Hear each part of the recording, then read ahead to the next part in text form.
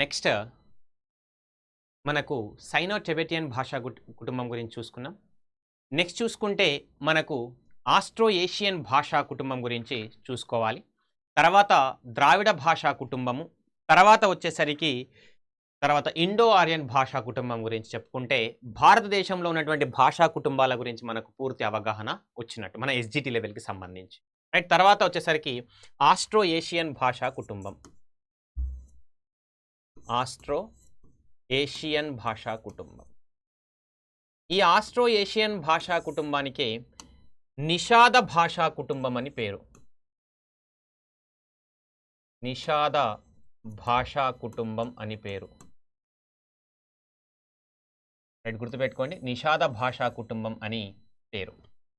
ఈ astro Asian భాషా కుటుంబం అనేది ఆస్ట్రేలియా నుంచి మొదలుకొని మధ్య ఆసియా వరకు విస్తరించినటువంటి దేశాల్లో మనకు ఈ ఆస్ట్రో ఏషియన్ భాషా కుటుంబంలోని భాషలు వ్యాపించి ఉన్నాయని చెప్పవచ్చు. ఎక్కడి నుంచి? ఆస్ట్రేలియా నుంచి మొదలుకొని మధ్య ఆసియా వరకు, ఆస్ట్రేలియా నుంచి మధ్య ఆసియా వరకు ఉన్నటువంటి దేశాలలో ఆస్ట్రో ఏషియన్ భాషా కుటుంబంలో ఉన్నటువంటి భాషలు విస్తరించాయి అని చెప్పవచ్చు. రైట్, నెక్స్ట్ ఈ ఆస్ట్రో ఏషియన్ భాషా కుటుంబంలో ఉన్నటువంటి భాషలు అనేవి భారతదేశంలో ఆగ్నేయ భారతదేశంలో విస్తరించి ఉన్నాయి. ఎక్కడ? ఆగ్నేయ భారతదేశంలో విస్తరించి ఉన్నాయి. ఆగ్నేయ భారతదేశంలో విస్తరించాయి. ఆగ్నేయ భారతదేశంలో విస్తరించాయి. ఆగ్నేయ భారతదేశంలో విస్తరించినటువంటి అంటే భారతదేశం యొక్క ఆగ్నేయ భాగం వైపు ఉన్నటువంటి భాగాలలో మనకు ఈ ఆస్ట్రో ఏషియన్ భాషా కుటుంబంలో ఉన్నటువంటి భాషలు అనేవి విస్తరించినట్టు చెప్పవచ్చు. దీని కిందికి ఏ భాషలు వస్తాయంటే మనకు గదబ, సంతాలి, ముండా, గదబ, సంతాలి, ముండా మరియు సవర వంటి ఈ మొదలైన భాషలు అనేవి ఈ ఆస్ట్రో ఏషియన్ భాషా కుటుంబానికి సంబంధించిన భాషలుగా చెప్పవచ్చు. మరి ఈ ఆస్ట్రో ఏషియన్ భాషా కుటుంబంలో ఉన్నటువంటి భాషలు అనేవి భారతదేశంలోకి విస్తరింపజేసినటువంటి జాతి ఏదంటే నీగ్రాయిడ్ జాతి. ఏంటి? నీగ్రాయిడ్ జాతి. నీగ్రాయిడ్ జాతికి సంబంధించినటువంటి ప్రజలు భారతదేశానికి వలస రావడము మరియు ఇక్కడ ఉన్నటువంటి ఆగ్నేయ ప్రాంతంలో నివాసం ఏర్పాటు చేసుకొని ఈ ఆస్ట్రో ఏషియన్ భాషా కుటుంబంలో ఉన్నటువంటి భాషలను వాడుకలోకి తీసుకురావడం జరిగింది, వ్యాప్తి చేయడం జరిగింది. రైట్, అదే మంగోలాయిడ్ జాతి అంటేనేమో టిబెట్ బర్మిన్ శాఖ అని చెప్పుకోవచ్చు. అదే ఇక్కడికి వచ్చేసరికేమో నీగ్రాయిడ్ జాతి వారు అనేది ఆస్ట్రో ఏషియన్ భాషా కుటుంబానికి సంబంధించినటువంటి భాషలను వ్యాప్తి చేయడం జరిగిందని చెప్పవచ్చు. రైట్, నెక్స్ట్ ఇండో ఆర్యన్ భాషా కుటుంబం గురించి చెప్పి ద్రావిడ భాషా కుటుంబంలోకి వెళ్దాం. తర్వాత ఇండో ఆర్యన్ భాషా కుటుంబం. ఇండో ఆర్యన్ భాషా కుటుంబం.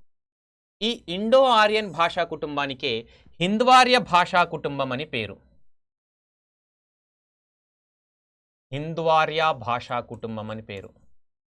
ఆల్రెడీ దీనిలో చెప్పుకున్నాం. హింద్వార్య భాషా కుటుంబంలోనికి సంస్కృతంలో వైదిక సంస్కృతము, లౌకిక సంస్కృతము, ప్రాకృతము మరియు పాలి, అపభ్రంశ భాషలు మరియు మహారాష్ట్ర, మరాఠీ, గుజరాతీ ఇలాంటి నవీన ఉత్తర భారతదేశంలో వ్యవహరిస్తున్నటువంటి భాషలు అన్నీ ఈ హింద్వార్య భాషా కుటుంబంలోనికి చేరతాయనేటువంటి మాట కూడా చెప్పుకున్నాం. ఇండో యూరోపియన్ భాషా కుటుంబంలో ఉన్నటువంటి 10 ఉపభాషా కుటుంబాలలో మనకు ఇండో ఆర్యన్ భాషా కుటుంబం అనేది ఒక భాషా కుటుంబం అని చెప్పవచ్చు.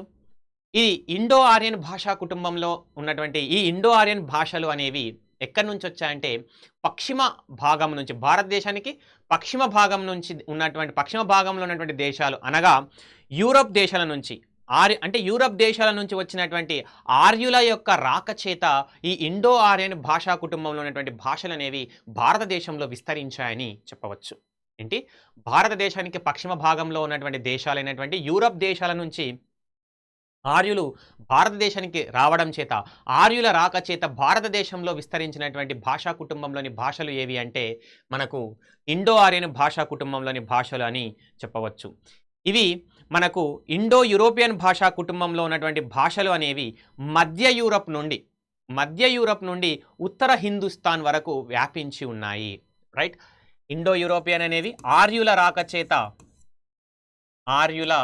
రాకచేత వ్యాప్తిలోకి రావడం జరిగిందని చెప్పవచ్చు. ఇవి మధ్య యూరప్ నుండి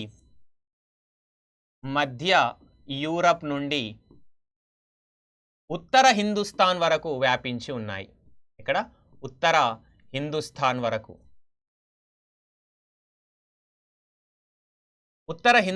వరకు ఉన్నటువంటి ఈ మధ్య ప్రాంతంలో మనకు ఈ ఇండో ఆర్యన్ భాషలు అనేవి విస్తరించి ఉండడం జరిగింది.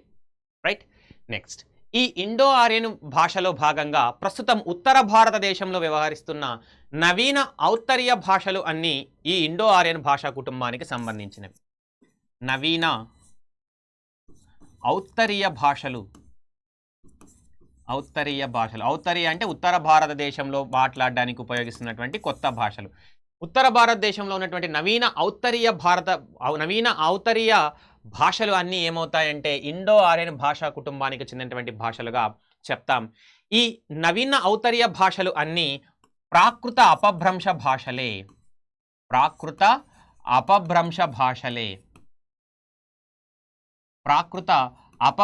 భాషలు అని చెప్పవచ్చు. రైట్. ఉత్తర భారతదేశంలో ఉన్నటువంటి నవీన ఔత్తరీయ భాషలు అన్నీ ప్రాకృత అపభ్రంశ భాషలు అని చెప్పవచ్చు. ప్రస్తుతం ఉత్తర భారతదేశంలో వ్యవహరిస్తున్నటువంటి ప్రాకృత భాషలు అనేవి ఎన్ని రకాలు అంటే ఇక్కడ 5 శాఖలుగా వర్గీకరించడం జరిగింది.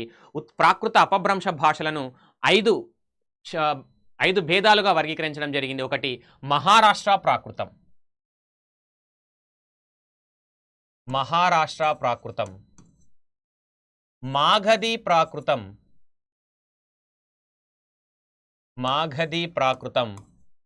శౌరసేని ప్రాకృతం. మహారాష్ట్ర ప్రాకృతం, మాగధీ ప్రాకృతం, శౌరసేని ప్రాకృతం, అపభ్రంశ ప్రాకృతం మరియు చూలికా ప్రాకృతం. ఈ చూలికా ప్రాకృతానికే పైశాచీ ప్రాకృతం అని పేరు. పైశాచీ ప్రాకృతం. రైట్. ఈ 5 భేదాలు అనేవి మనకు ఉత్తర భారతదేశంలో వ్యవహరించినటువంటి భాషల్లో కనిపిస్తున్నాయి. రైట్. అందులో ఫస్ట్ వన్ చూసుకుంటే మహారాష్ట్ర ప్రాకృతం పేరేమిటండి? మహారాష్ట్ర ప్రాకృతం. ఈ మహారాష్ట్ర ప్రాకృతం నుండి మనకు మరాఠీ భాష రావడం జరిగింది. మాగధీ ప్రాకృతం నుండి మనకు బెంగాలీ, అస్సామీ,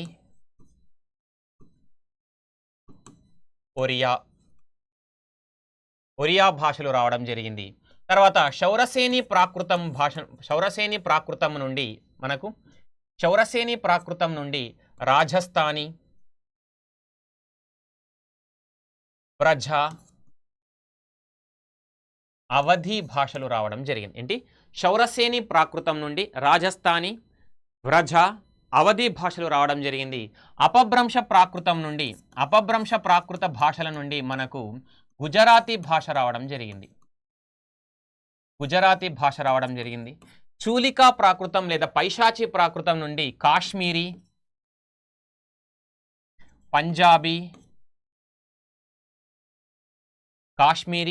పంజాబీ మరియు దరదా భాషలు రావడం జరిగింది. దరదా భాషలు అనేవి ఇలా ఒక్కొక్క ప్రాకృత శాఖ నుండి, ప్రాకృత భేదము నుండి కొన్ని భాషలు అనేవి ఉద్భవించడం జరిగింది. రైట్. నెక్స్ట్, ఈ ఉత్తర భారతదేశంలో ఉన్నటువంటి ఇండో ఆర్యన్ భాషా కుటుంబంలోని భాషలను భారతదేశం మొత్తం మీదుగా దాదాపు 73% ప్రజలు మాట్లాడడానికి ఉపయోగిస్తున్నారు. భారతదేశంలో దాదాపు 73% ప్రజలు ఈ ఇండో ఆర్యన్ భాషలను మాట్లాడడానికి ఉపయోగించడం జరుగుతుంది. రైట్. దాదాపు 73% ప్రజలు మాట్లాడడానికి ఉపయోగిస్తున్నారు. రైట్. ఇందులో భాగంగా చూసుకుంటే మహారాష్ట్ర ప్రాకృతం, మరాఠీ, మాగధీ ప్రాకృతం, బెంగాలీ, అస్సామీ, ఒరియా, చౌరసేని ప్రాకృతం, రాజస్థానీ, వ్రజ మరియు అవధి, తర్వాత గుజరాతీ అపభ్రంశ ప్రాకృతం నుంచి గుజరాతీ, పైశాచీ ప్రాకృతం నుండి కాశ్మీరీ, పంజాబీ, దరదా భాషలు రావడం జరిగింది. రైట్. ఉత్తర భారతదేశంలోనే భారతదేశం మొత్తం మీదుగా తీసుకుంటే 73% ప్రజలు ఈ ఇండో ఆర్యన్ భాషా కుటుంబంలో ఉన్నటువంటి భాషలను మాట్లాడడానికి ఉపయోగిస్తున్నారు. రైట్. నెక్స్ట్, ఈ నవీన ఉత్తర భారతదేశంలో ఉన్నటువంటి భాషలన్నింటిలో బెంగాలీ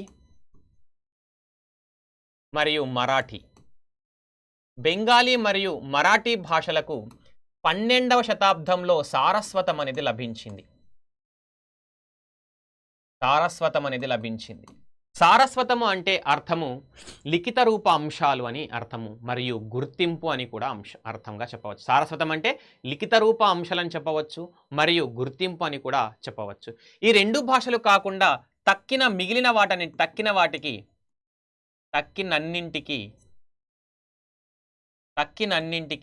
16వ శతాబ్దం నుండి సారస్వతం లభించింది. సారస్వతం అంటే ఏం చెప్పాం? సారస్వతం అంటే గుర్తింపు అని చెప్తున్నాం.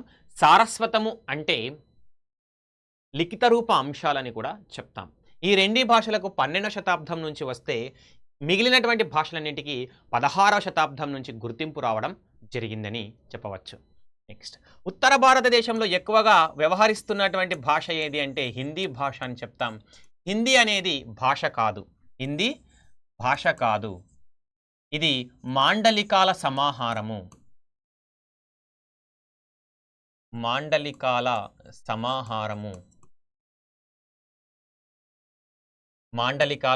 సమాహారము అని చెప్పవచ్చు. ఇక్కడ భారతదేశానికి సంబంధించి తీసుకుంటే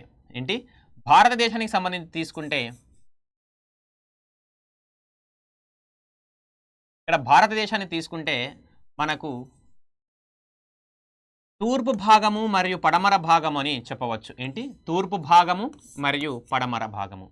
ఇలా తూర్పు భారతదేశంలో మాట్లాడడానికి ఉపయోగిస్తున్నటువంటి కొన్ని భాషలలో ఉన్నటువంటి పదాలు అనేవి హిందీలోకి రావడం జరిగింది. హిందీ భాషలోకి కొన్ని తూర్పు భాగపు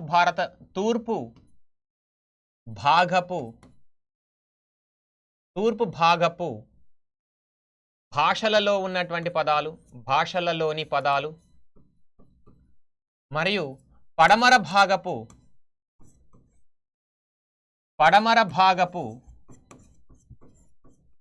భాషలలో ఉన్నటువంటి పడమర భాగపు భాషల్లోని పదాలు చేరడం వలన హిందీ అనేది రావడం జరిగింది. తూర్పు మరియు పడమర. ఇలా తూర్పు భాగంలో మాట్లాడడానికి ఉపయోగిస్తున్నటువంటి భాషలలో ఉన్నటువంటి కొన్ని భాషలలోని పదాలు వచ్చి హిందీ భాషలోకి చేరడం జరిగింది.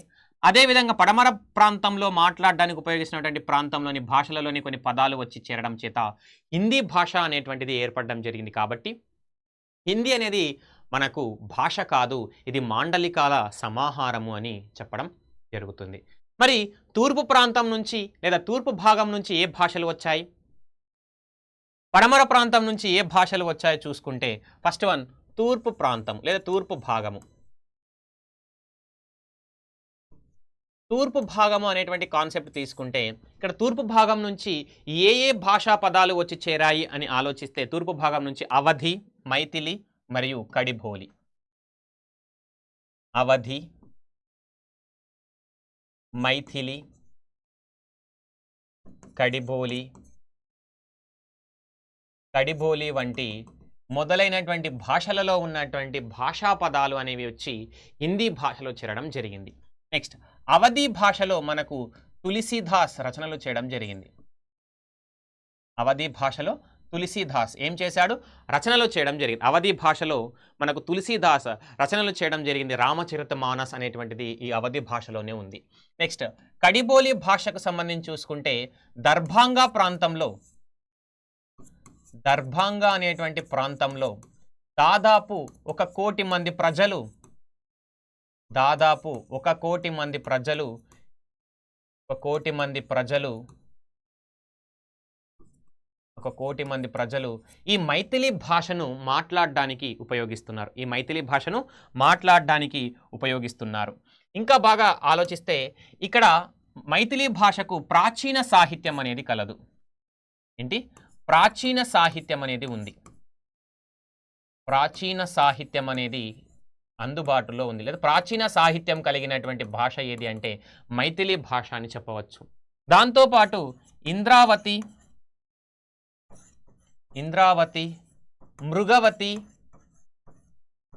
మృగవతి, పద్మావతి, ఇంద్రావతి, మృగవతి, పద్మావతి వంటి ప్రాచీన రచయిత్రుల యొక్క రచనలు కూడా ఈ మైథిలి భాషలో ఉన్నాయని చెప్పవచ్చు. నెక్స్ట్ కడిబోలి భాషలో కబీర్ యొక్క సూక్తులు కలవు.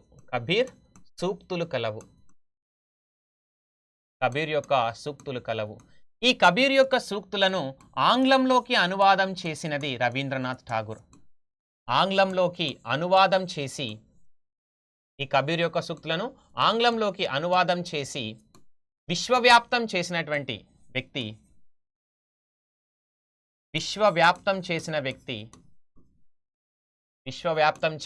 ఎవరు అంటే రవీంద్రనాథ్ ఠాగూర్.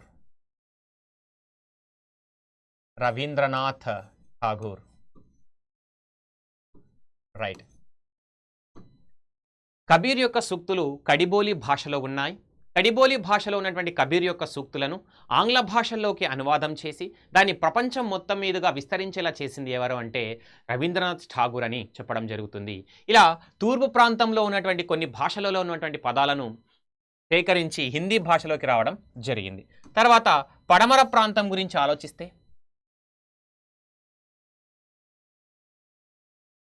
పడమర భాగం.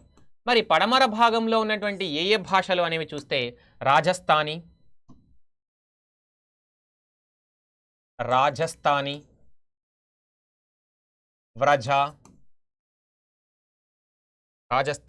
వ్రజ, బుందేలి,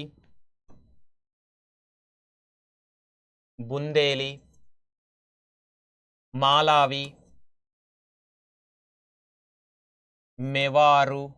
మెవారి ఇలాంటి, తర్వాత భోజ్పురి,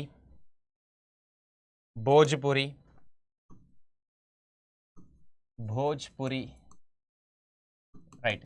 ఇలాంటి పడమర ప్రాంతంలో ఉన్నటువంటి భాషలలో ఉన్నటువంటి భాషా పదాలు అనేవి హిందీలోకి చేరి మనకు హిందీ అనేటువంటి మాండలికల సమాహార భాష అనేది ఏర్పడడం జరిగింది.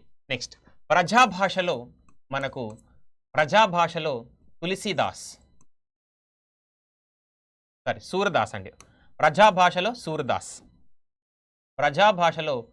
సూరదాస్ కీర్తనలు అనేవి ఉన్నాయి.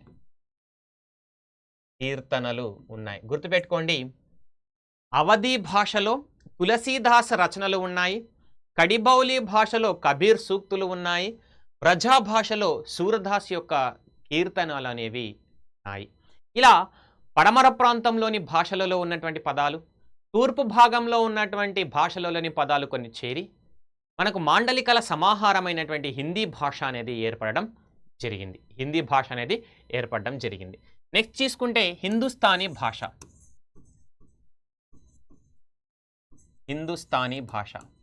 ఈ హిందుస్థానీ భాష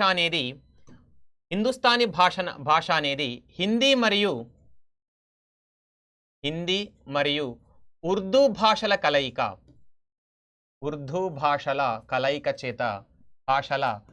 కలయిక చేత రావడం జరిగింది. ఈ హిందుస్థానీ భాష పైన పారసీ మరియు అరబిక్ భాషల ప్రభావం ఎక్కువగా ఉంది. అరబిక్ భాషల ప్రభావం అధికంగా ఉంటుంది, ప్రభావం ఎక్కువగా కలదు. మరి హిందుస్థానీ భాష అనేది ఎలా ఏర్పడిందంటే హిందీ మరియు ఉర్దూ భాషల కలయిక చేత ఏర్పడిందని చెప్తాం. ఈ హిందుస్థానీ భాష పైన అధికమైనటువంటి ప్రభావం చూపేటువంటి భాషలు ఏమంటే పారసీ మరియు అరబిక్ భాష అనేవి ఈ హిందుస్థానీ భాష పైన అధికమైనటువంటి ప్రభావం అనేది చూపిస్తుంది. మరి హిందుస్థానీ భాషను ఎవరు ఉపయోగించారు అంటే పాదుషాల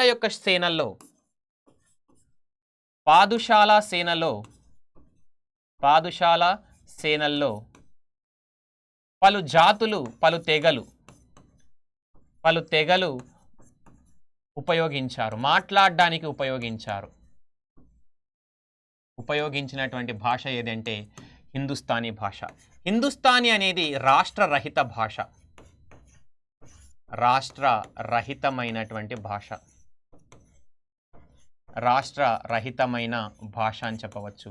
ఎలా అంటే ఉదాహరణకు సంస్కృతం అనేది కూడా రాష్ట్రరహితమైనటువంటి భాష, మరియు సింధీ అనేది కూడా రాష్ట్రరహితమైనటువంటి భాష.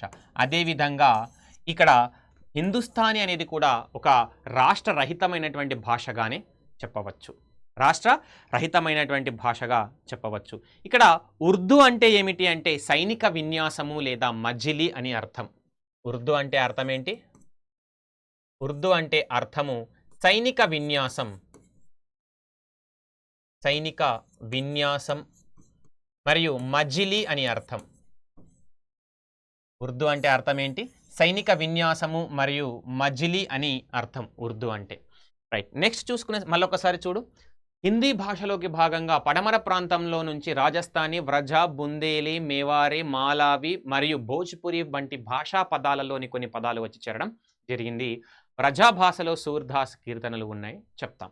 హిందుస్థానీ భాష అనేది హిందీ మరియు ఉర్దూ భాషల కలయిక చేత రావడం జరిగింది.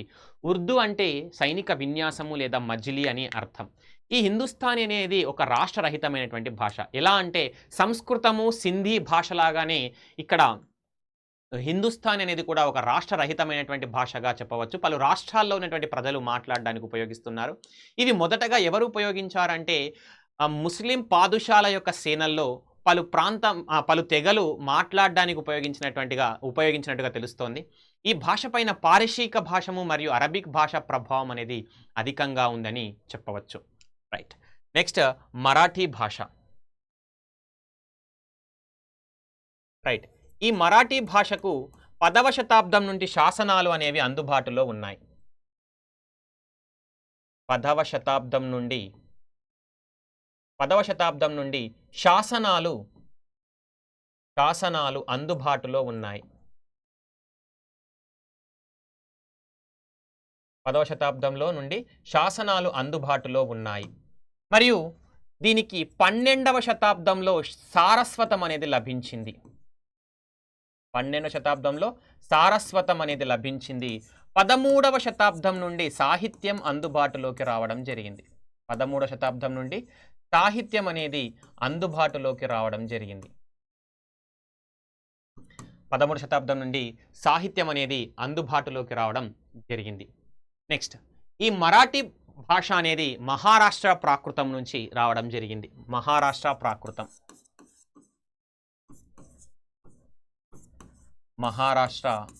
ప్రాకృతం నుండి రావడం జరిగింది. ఈ మరాఠా భాషలో భాగంగా ఓనమట్టు,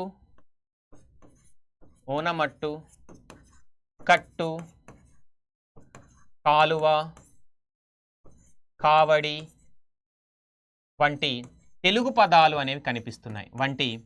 తెలుగు పదాలు మరాఠీ భాషలో కలదు. మరి మరాఠీ భాషలో తెలుగు పదాలు ఎలా కనిపిస్తున్నాయంటే కొంతకాలం వరకు తెలుగు ప్రాంతాన్ని, తెలుగునాడను మరాఠా పీష్వాలు పరిపాలించడం జరిగింది. అలా కొంతకాలం తెలుగునాడను మరాఠా పీష్వాలు పరిపాలించడం చేత ఆ మరాఠీ భాషలోకి తెలుగు భాషా పదాలు అనేవి కొన్ని చేరడం జరిగింది. తెలుగు భాషలోకి మరాఠా పదాలు అనేవి రావడం జరిగింది. కిరాణా, కిచిడి అనేటువంటి మరాఠా భాషా పదాలు కూడా తెలుగు భాషలోకి వచ్చి చేరడం జరిగింది.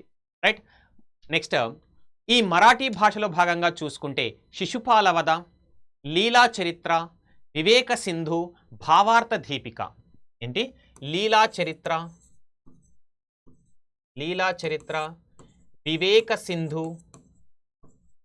వివేక సింధు, భావార్థ దీపిక,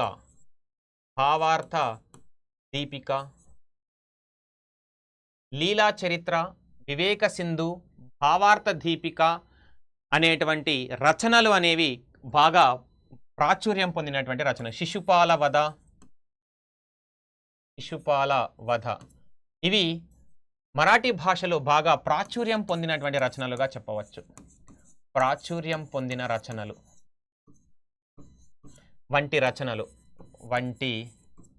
రచనలు బాగా ప్రాచుర్యం పొందినవి అని చెప్పవచ్చు. ఏవేవి? లీలా చరిత్ర, వివేక సింధు, భావార్థ దీపిక, శిశుపాల వధ అనేటువంటివి బాగా ప్రాచుర్యం పొందినటువంటి మరాఠీ భాషలుగా చెప్పవచ్చు. రైట్, నెక్స్ట్ ఈ మరాఠాను పరిపాలించినటువంటి పీష్వాలు తెలుగునాడను పరిపాలించినప్పుడు రావు పంతు అనేటువంటి బిరుదువాచకాలను వదిలివేసి వెళ్ళడం జరిగింది. రావు పంతు అనేటువంటి బిరుదువాచకాలు తెలుగు ప్రాంతంలో నివసిస్తున్నటువంటి ప్రజల యొక్క పేర్ల చివరన చేర్చడం జరిగింది. ఎవరు?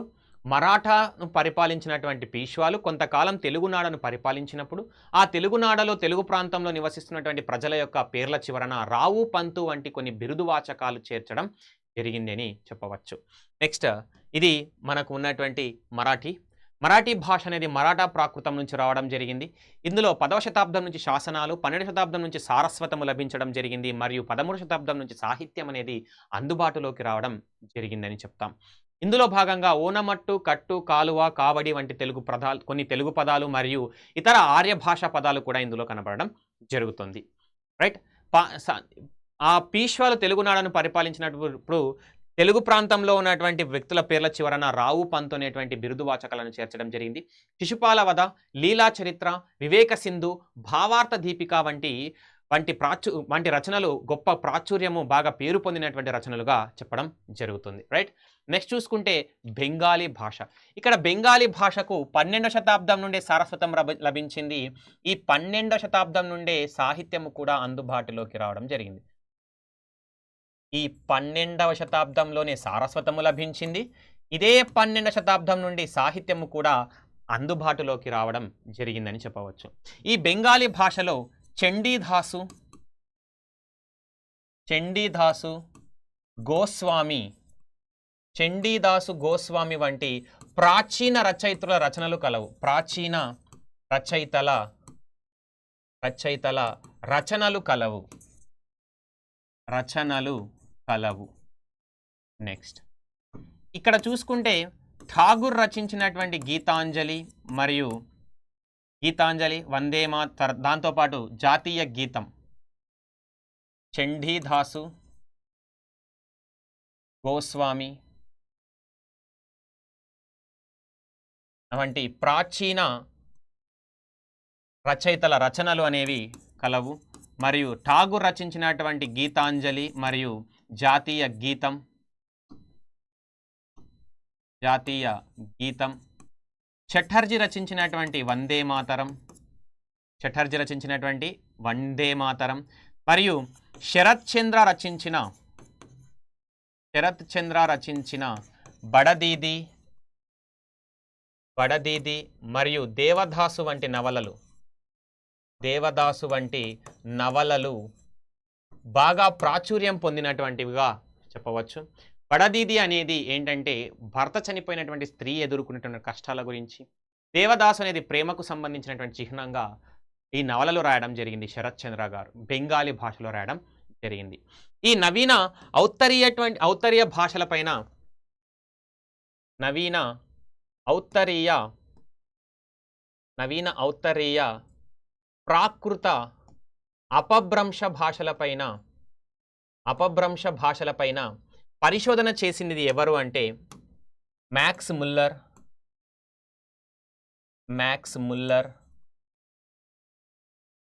బండార్కర్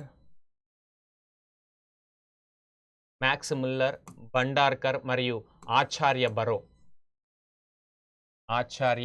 బరో మనకు ఈ నవీన ఔత్తరీయ భాషలపైన పరిశోధనలు చేయడం జరిగిందని చెప్పవచ్చు. మరియు ఈ నవీన ఔత్తరీయ భాషలన్నింటికీ తులనాత్మక వ్యాకరణం రాసింది ఎవరు అంటే భీమ్స్ దొర. తులనాత్మక వ్యాకరణం రాసింది ఎవరు అంటే భీమ్స్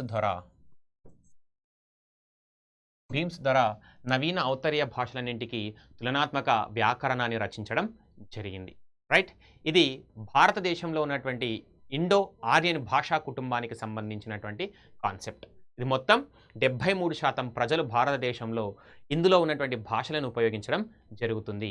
ఇది మధ్య యూరప్ నుంచి ఉత్తర హిందుస్థాన్ వరకు వ్యాపించి ఉన్నటువంటివి అంశాలు. ఆర్యుల యొక్క రాకచేత ఈ భాషలు అనేవి భారతదేశంలోకి వ్యాపించడం జరిగింది. సంస్కృతము, అందులో ఉన్నటువంటి వైదిక సంస్కృతం, లౌకిక సంస్కృతం, ప్రాకృతము, ప్రాకృత భేదాలు మరియు అపభ్రంశ భాషలు, పాలీ భాష మరియు ఉత్తర భారతదేశంలో వ్యవహరిస్తున్నటువంటి ఈ భాషలు అనేవి అన్నీ కూడా దేని కిందకి వస్తాయంటే నవీన భారతదేశంలో ఉన్నటువంటి ఈ ఇండో ఆర్యన్ భాషా కుటుంబంలోకి రావడం జరుగుతుంది. రైట్. నెక్స్ట్ ద్రావిడ భాషా కుటుంబం. నెక్స్ట్ ద్రావిడ భాషా కుటుంబం.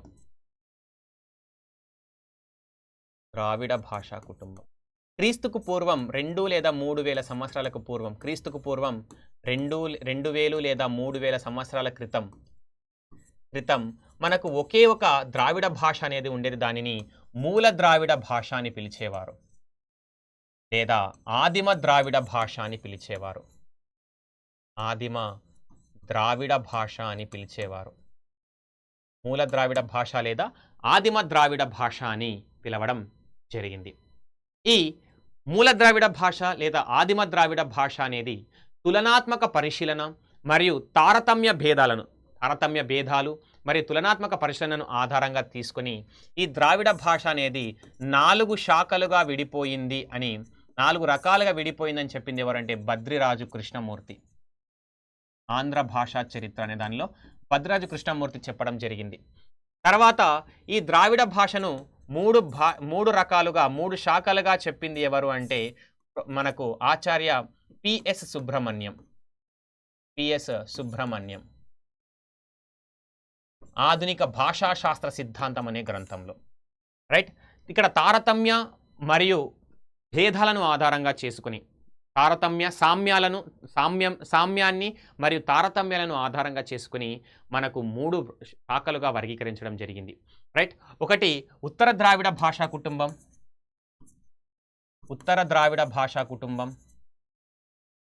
రెండవది మధ్య ద్రావిడ భాషా కుటుంబం, మూడవది దక్షిణ ద్రావిడ భాషా కుటుంబం. దక్షిణ ద్రావిడ భాషా కుటుంబం అని 3 భాషా కుటుంబాలుగా వర్గీకరించడం జరిగింది. రైట్. ఇందులో భాగంగా ఫస్ట్ వన్ ఉత్తర ద్రావిడ భాషా కుటుంబం గురించి చూస్తే, ఉత్తర ద్రావిడ భాషా కుటుంబం. ఉత్తర ద్రావిడ భాషా కుటుంబంలో మనకు 3 భాషలు అనేవి కనిపిస్తాయి. ఒకటి కుడుక్, మాల్తో, బ్రాహుయి. కుడుక్, మాల్తో, బ్రాహుయి. కుడుక్, మాల్తో, బ్రాహుయి. కొంతమంది భాషా పండితుల ప్రకారము, కొంతమంది భాషా పండితుల అభిప్రాయం ప్రకారము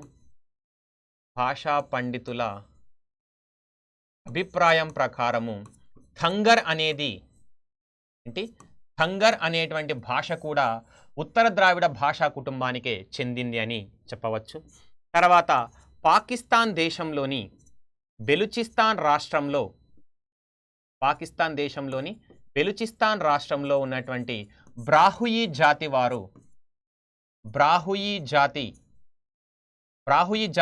ఉపయోగించేటువంటి బ్రాహుయి భాష అనేది ఉత్తర ద్రావిడ భాషా కుటుంబానికి చెందిందిగా చెప్పవచ్చు. ఉత్తర ద్రావిడ భాషా కుటుంబానికి చెందిందిగా చెప్పవచ్చు. రైట్. నెక్స్ట్ తీసుకుంటే దాంతోపాటు జగదల్పూర్లో ఉన్నటువంటి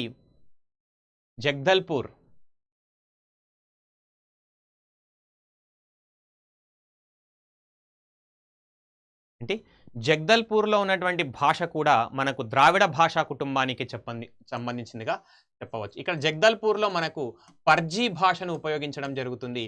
ఈ పర్జీ భాష కూడా, ఇక్కడ ఉపయోగించేటువంటి పర్జీ భాష కూడా ద్రావిడ భాషా కుటుంబానికి సంబంధించిగా చెప్పవచ్చు. రైట్.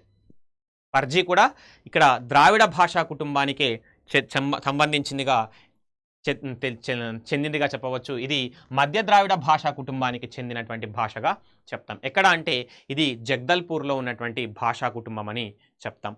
ఆర్యులు దక్షిణ భారతదేశంలో ఉన్నటువంటి ప్రజలను ద్రావిడులు మరియు దస్యులు అని పిలవడం జరిగింది. ఆర్యులు దక్షిణ భారతదేశంలో ఉన్నటువంటి ప్రజలను దస్యులు లేదా ద్రావిడులు అని పిలవడం జరిగింది. ఈ ద్రావిడులు ఉపయోగించినటువంటి భాష కాబట్టి దీనిని ద్రావిడ భాషా కుటుంబం అని పిలవడం జరుగుతుంది. భద్రాజి కృష్ణమూర్తి గారు ఆంధ్ర భాష చరిత్ర అనేటువంటి గ్రంథంలో 4 రకాలుగా వర్గీకరిస్తే 4 శాఖలుగా వర్గీకరిస్తే ఆచార్య పిఎస్ సుబ్రహ్మణ్యం గారు ఆధునిక భాషాశాస్త్ర సిద్ధాంతం అనేటువంటి గ్రంథంలో భాగంగా సహజాతాలు మరియు తారతమ్య భేదాలను ఆధారంగా చేసుకుని 3 రకాలుగా వర్గీకరించడం జరిగిందని చెప్తాం. రైట్, ఇది ఉత్తర ద్రావిడ భాషా కుటుంబంలోని అంశాలు. తర్వాత దక్షిణ ద్రావిడ భాషా కుటుంబం. దక్షిణ ద్రావిడ భాషా కుటుంబం కిందికి చూస్తే దక్షిణ ద్రావిడ భాషా కుటుంబంలో భాగంగా ఏమేమి వస్తాయి చూస్తే తెలుగు,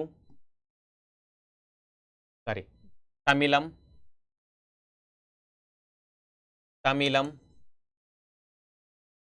మలయాళం,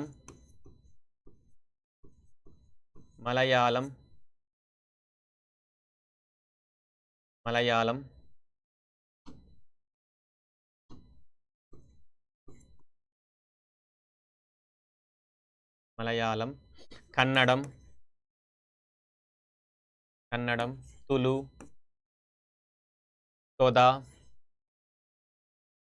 కోత, బడగ, తమిళం, తుదు, మలయాళం, కన్నడం, తులు, తొద, కోత, బడగ, కొడుగు, మరియు కొడుగు. ఈ భాషలు అనేవి మనకు దక్షిణ ద్రావిడ భాషా కుటుంబాలు 1, 2, 3, 4, 5, 6, 7, 8. ఈ 8 భాషలు అనేవి మనకు దక్షిణ ద్రావిడ భాషా కుటుంబానికి సంబంధించిందిగా చెప్తాం. నెక్స్ట్ దీని గురించి మళ్ళీ మాట్లాడదాం. నెక్స్ట్ మధ్య ద్రావిడ భాషా కుటుంబం.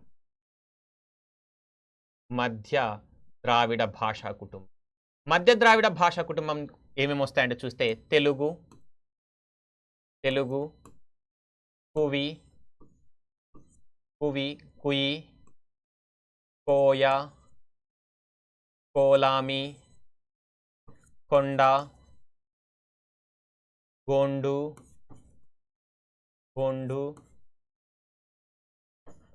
తర్వాత పర్జి, పెంగో, గదబ, ఒల్లారి, నాయికి. తెలుగు, కువి, కోయ, కోలామి, కొండ, పర్జి, పెంగో, గదబ, ఒల్లారి, నాయికి మరియు మండా భాషలు అనేవి ఈ మధ్య ద్రావిడ భాషా కుటుంబానికి సంబంధించిందిగా చెప్తాం. ఏంటి? తెలుగు, కువి, కోయ, కోలామి, కొండ, గోండు లేదా గోండి, గదబ, పర్జి, పెంగో, నాయికి, వల్లారి, మండ. ఈ 12 భాషలు అనేవి మనకు మధ్య ద్రావిడ భాషా కుటుంబానికి సంబంధించిందిగా చెప్తాం. కొంతమంది భాషా పండితులు ఏమంటున్నారంటే అవే అవుత్ అనేటువంటి భాషలు కూడా ఈ మధ్య ద్రావిడ భాషా కుటుంబానికి చెందినవిగా కొంతమంది భాషా పండితులు అభిప్రాయపడుతున్నారు. నెక్స్ట్ రాజ్మహల్ అనేటువంటి భాషను మాల్తో మాలర్ అని, ఏంటి రాజ్మహల్ అనేటువంటి భాషకు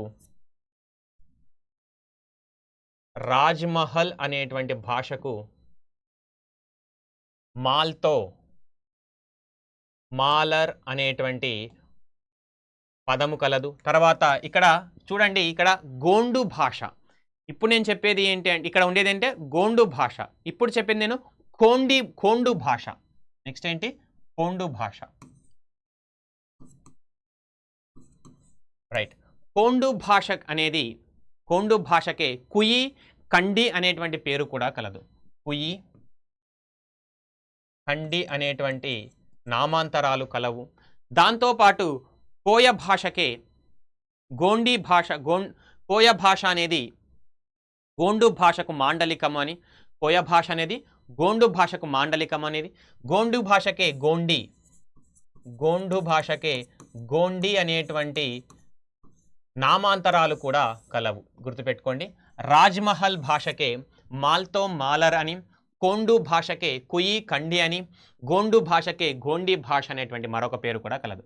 నెక్స్ట్ మండా భాష అనేది మనకు చోటా నాగ్పూర్ పీఠభూమిలో ఉపయోగించడం జరుగుతుంది. చోటా నాగ్పూర్ పీఠభూమి,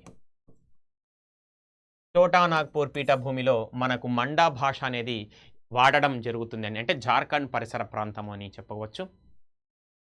జార్ఖండ్ పరిసర ప్రాంతంలో ఉపయోగించడం జరుగుతుంది. తర్వాత తమిళం, కన్నడం, తెలుగు, మలయాళం భాషలకు ప్రాచీన లిఖిత సాహిత్యం అనేది ఉంది. ప్రాచీన లిఖిత సాహిత్యం అనేది ఉంది కాబట్టి వీటికి ప్రాచీన లిఖిత సాహిత్యం ఉంది మరియు వ్యాకరణ రచనా సాంప్రదాయం కూడా ఉంది. వేటికంట తమిళం, మలయాళం, కన్నడం మరియు తెలుగు. తమిళం, మలయాళం, కన్నడం, తెలుగు భాషలకు, ఈ 4 భాషలకు ప్రాచీన లిఖిత సాహిత్యం, ఏ సాహిత్యము? ప్రాచీన లిఖిత సాహిత్యం, ప్రాచీన లిఖిత సాహిత్యము మరియు వ్యాకరణ రచనా సాంప్రదాయము, వ్యాకరణ రచనా సాంప్రదాయం అనేది కలదు. రచనా సాంప్రదాయం అనేది,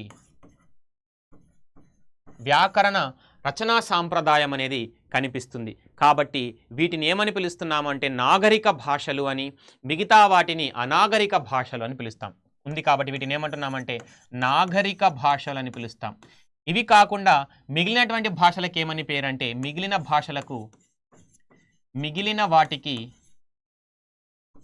వాటికి అనాగరిక భాషలు అని పేరు.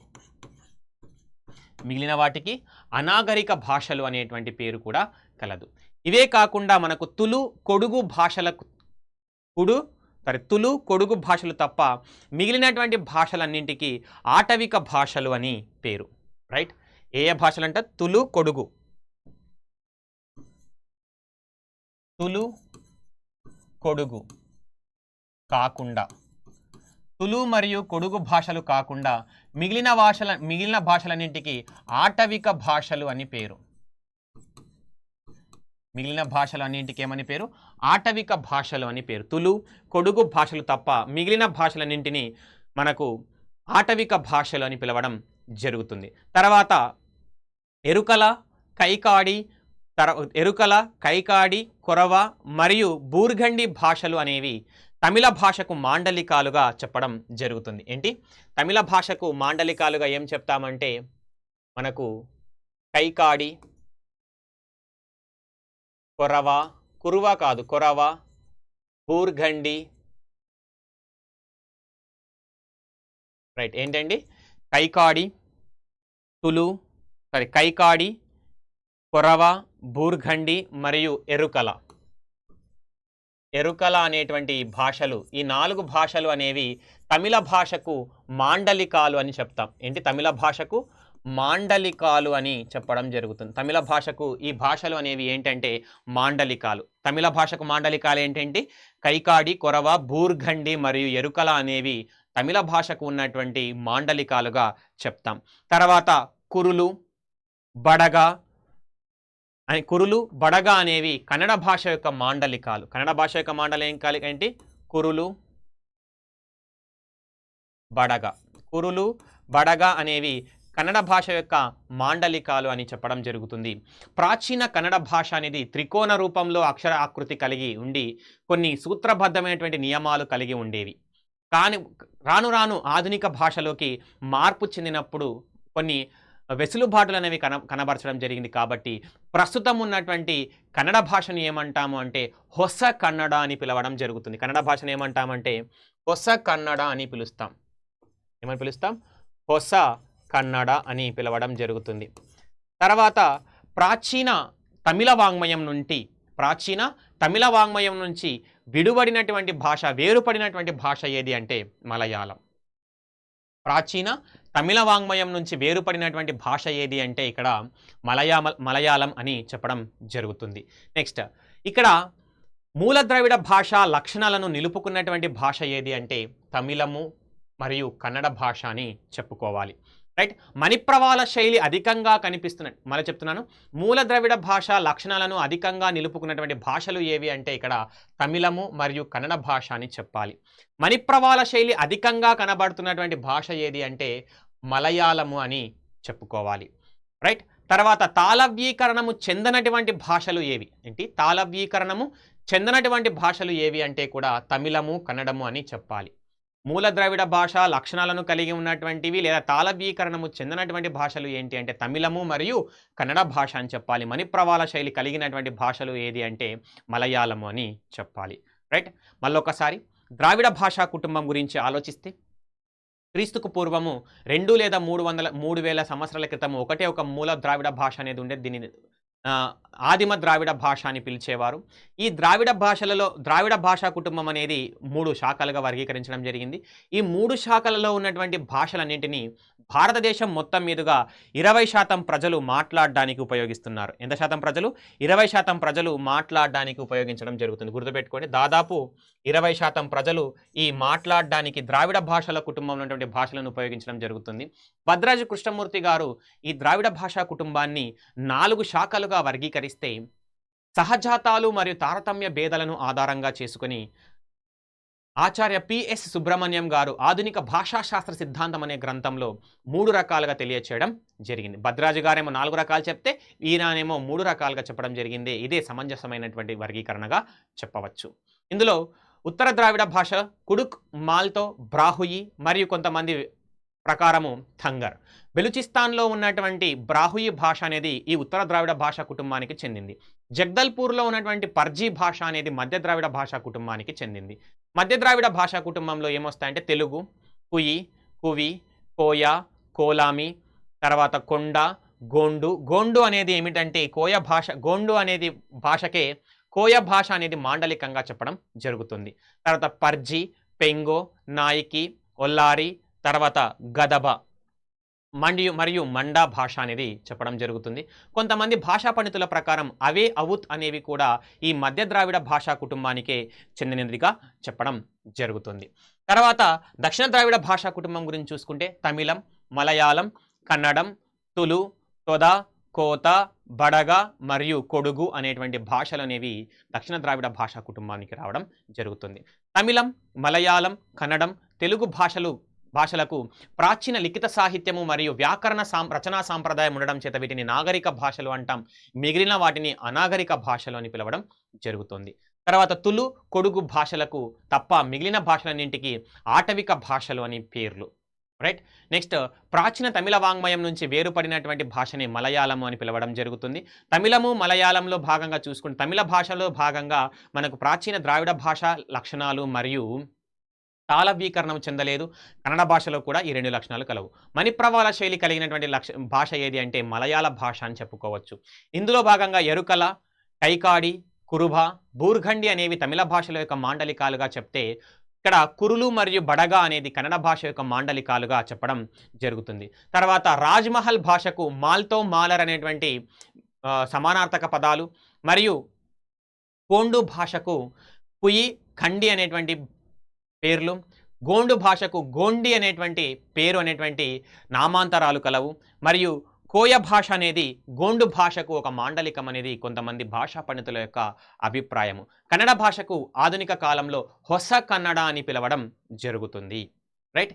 ఇది మనకు ఉన్నటువంటి ద్రావిడ భాష. మరి ద్రావిడ భాషలో మొత్తం భారతదేశంలో దాదాపు 20% ప్రజలు మాట్లాడడానికి ఉపయోగించడం జరుగుతుంది. ఇది మన భారతదేశంలో ఉన్నటువంటి భాషా కుటుంబాలు మరియు దానికి సంబంధించినటువంటి అంశం. ఎన్ని భాషా కుటుంబాలు? 6. 1 ఇండో ఆర్యన్ భాషా కుటుంబం, ద్రావిడ భాషా కుటుంబం, సైనో చెబెటియన్ భాషా కుటుంబం, ఆస్ట్రో ఏషియన్ భాషా కుటుంబం, థాయ్ కడాయ్ భాషా కుటుంబం, అండమార్ నికోబార్ భాషా కుటుంబం. రైట్. ఇది మన భారతదేశంలో ఉన్నటువంటి భాషలు, ప్రపంచంలో ఉన్నటువంటి భాషా కుటుంబాలు. అందులో ప్రపంచం మొత్తం మీదుగా మాట్లాడడానికి వ్యాప్తిలో ఉన్నది ఇండో యూరోపియన్ భాషా కుటుంబం, వ్యాప్తిలో ఉన్నటువంటి 2వ భాషా కుటుంబం సైనో టిబెటియన్ భాషా కుటుంబం, మాట్లాడడానికి ఉపయోగిస్తున్నటువంటి 2వ భాషా కుటుంబం సెమిటిక్ హెమిటిక్ భాషా కుటుంబం. ఇందులో అరబిక్ మరియు హిబ్రీ భాషలు అనేవి కనిపిస్తున్నాయి. రైట్. ఇది మొత్తంగా భాషా కుటుంబాలు, దానికి సంబంధించినటువంటి అంశం. Thank you.